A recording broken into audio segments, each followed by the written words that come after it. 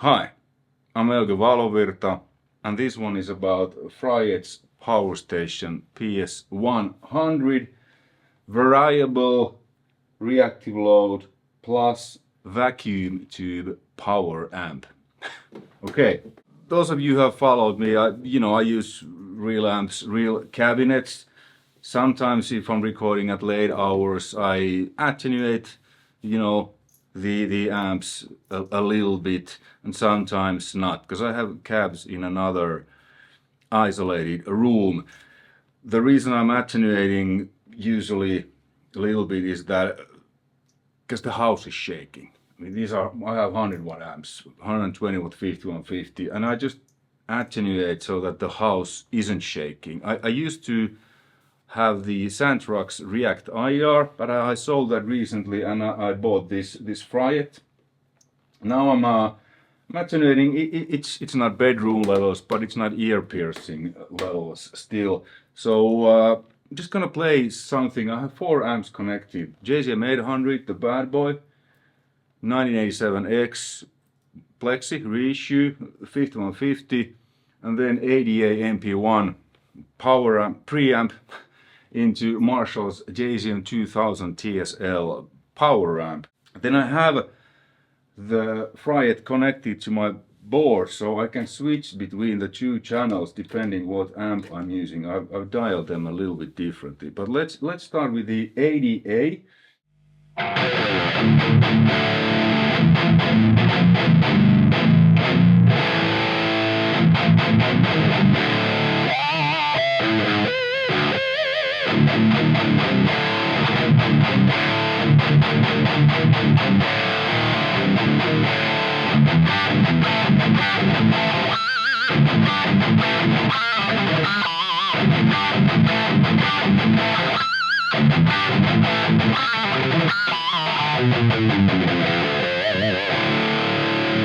So the signal chain is guitar. This is my ESP Mirage Deluxe from the 80s, into the pedal board where I have several overdrives and stuff. Then the signal goes to KH Audio's amp switcher, then into the amps, then to a Fryette power station. From there it goes to both of my speakers. I split the signal with Polmer's this splitter, and I'm using the Marshall vintage cabinet now mic'd with SM57s, one of the Marshall vintage speakers in there, because I have 3 vintages and 1 Celestion V30, but I'm micing the Marshall vintage with 2 SM57s in the Fredman style. Then the signal goes to my Warm Audio's WA412 mic pre, and then into Logic. Now it's the ADA MP1, the tube distortion channel, and I'm boosting that with Bus SD1. So let's check out what these knobs do.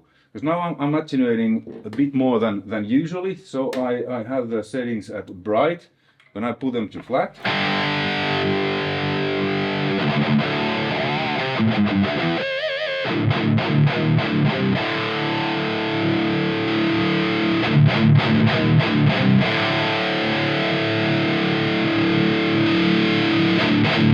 the edge, that's too much top,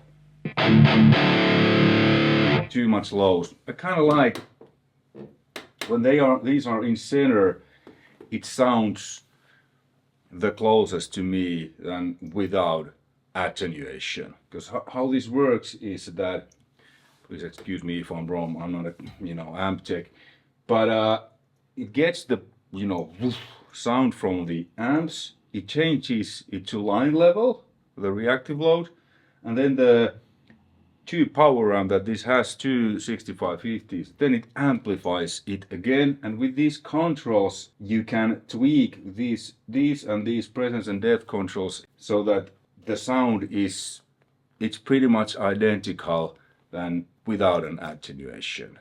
It's really cool.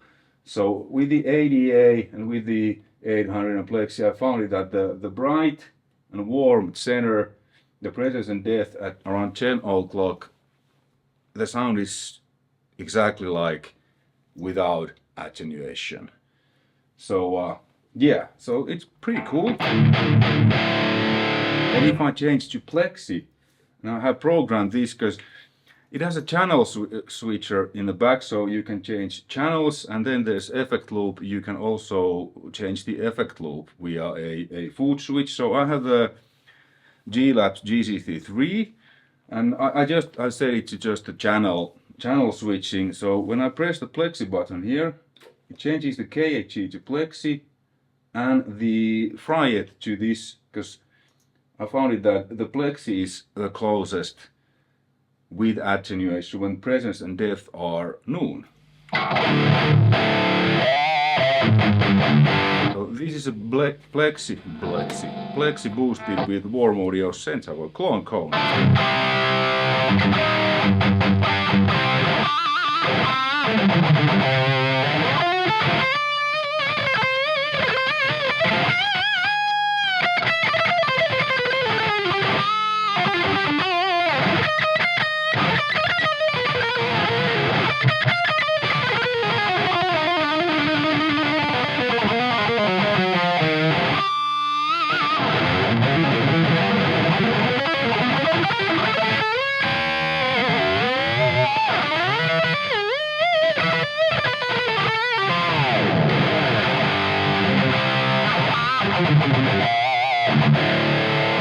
Let's check out what happens with Plexi when I tweak these knobs. It's a little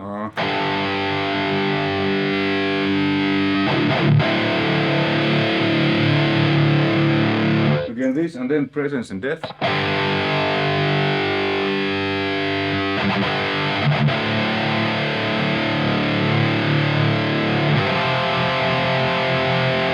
There it opens, and it's just like, I'm not gonna bypass the Plexi now because it's morning and I don't want to wake up the whole house, you know. So yeah. And then let's change to Bad Boy.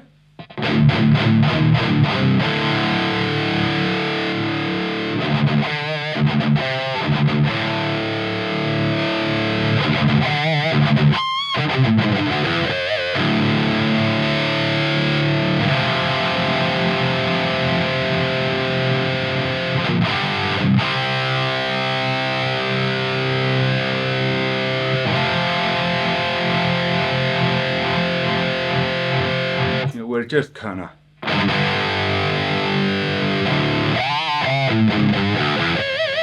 and here is the high and low level. Since I'm tuning now a high powered amps, I'm having it on high, but if I put it to low, so yeah, high, because low is if you are attenuating like amps that doesn't have that much power. So it reacts better with those. But if you have 100 watt, 120, 50 watt amps, high, cool.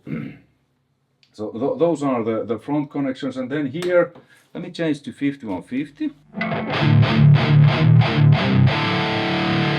Now it's attenuating. I'm not gonna back the master to 0 and bypass this. So now I'm not attenuating at all.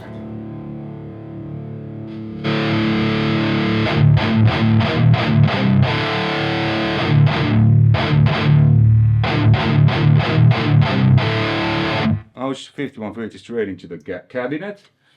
Let's put this on, increase the master.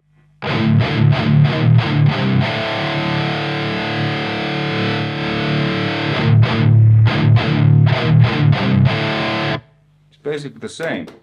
Yeah, probably if you measure or whatever, it's not probably exactly the same, but you know, who cares? To me it sounds the same and it sounds good. That's all I care.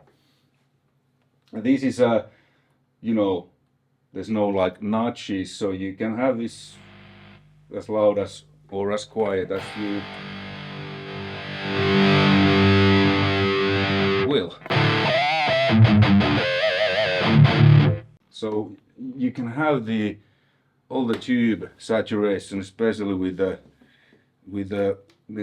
800s. You can need to have that, and then you know you can just control this, because the cool thing is that now The amps, they think that they see a cabinet because they see the very, very good reactive load by Fryette, and the amplifier sees actual tube amp because it sees this. These at center, then I'm just, depending how much I'm attenuating, you know, I'm tweaking it to, you know, tweaking it to that it sounds the same with these. And I don't really care if it sounds the same or not. If it sounds good, it's good. But just that you know. And then you can also use this as a power amp for preamp. So there's a line in. I tried to put that, or I put it the ADA, you know, output directly to this. So using as a power amp. Works absolutely great. This is really good power amp. I used to have the 252 and 292 VHDs. Well, Fryette was called VHD back in the day. The best power amps, in my opinion. And this is like, but there's a minus, which I think it's the only complaint that I have, because they haven't really said anything about it. But you can use this, because they say that you can use this as a power amp and attenuator. But what happens when you're using it same time with a preamp into the line in, and then these full amps into the speaker in, it doesn't work really well. So what happens, I'm not gonna demonstrate it now because I would need to take all these off. What happens is that the preamp worked fine. All these controls worked like they should when the line in was connected from preamp to this. And then when I switched, so I had it like this bottom row was the kind of the amp, and then I had connected that you know, 88 went to this line in and the others here. But what happens then when the line is connected, these didn't work at all, or they sounded like opposite. It was really bright and it got darker the more I put it. The attenuation didn't really work. It didn't really matter where it was. It attenuated, but it was, and these presence and depth controls hardly worked. So that's a bit of minus what Fryette hasn't told, that you can use this either as a power amp or as an attenuator and amp to cabinet with like these full amps, but you can't use simultaneously. At least that's what I experienced, and I did some research, and it is like it is. So that was a bit of a disappointment, because I thought that now I don't need a separate power amp for my MP1 88, so I could use this. Yes, I can, but then I need to, if I want to attenuate these amps, I need to unplug the line behind. So that's why I'm using the Marshall now TSLS 88's power amp. Other than that, no complaints. But I guess that they should say that when they advertise this, that yes, you can use this as a power amp or as an attenuator, but you can use it, you know, simultaneously. Then it has an effect loop. I have a delay there now. That is foot switchable also, but I hardly use that, so I didn't connect that. So let's just, I pressed it on and use the ADA.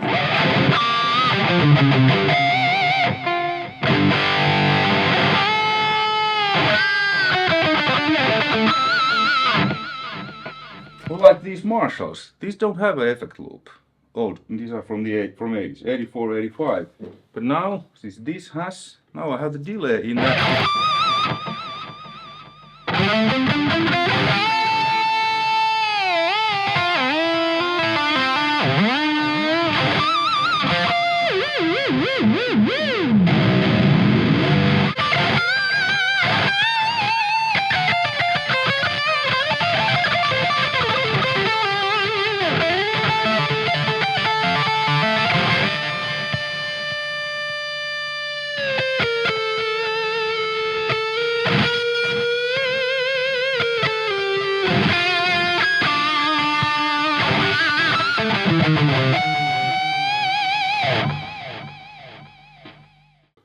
which is pretty cool.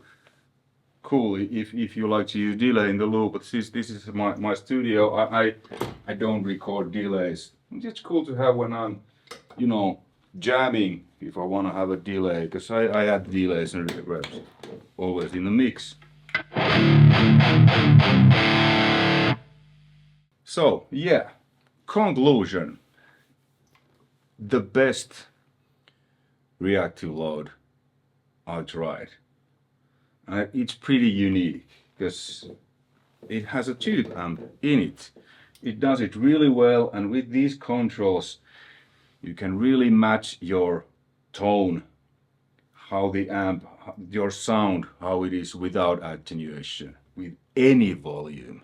It's pretty amazing. Obviously, the quieter you record or play, the more you need to crank the mic pre's and stuff, but that's just, you know. It's also absolutely great power amp for your preamps, like my ADA MP1. The only minus is that you can't use it like that, like I said, simultaneously. That's maybe a development suggestion to Fryette.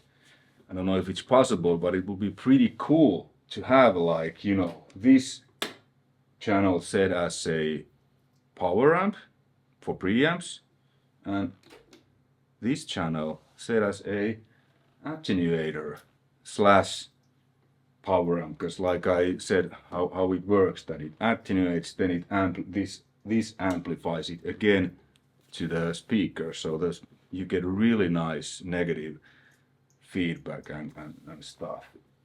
Absolutely fantastic. The sound rock I had was really good. This is just you have a little bit more dialing options and the fact that I can use it as also as a power amp. Great job, Fryette. I'll put links to their website where you can check more info. They have also great videos, like technical videos also about this, if you're interested to see those. So links in the description. Thanks for watching. Hopefully you found this interesting and informative. Until next time, take care. Bye.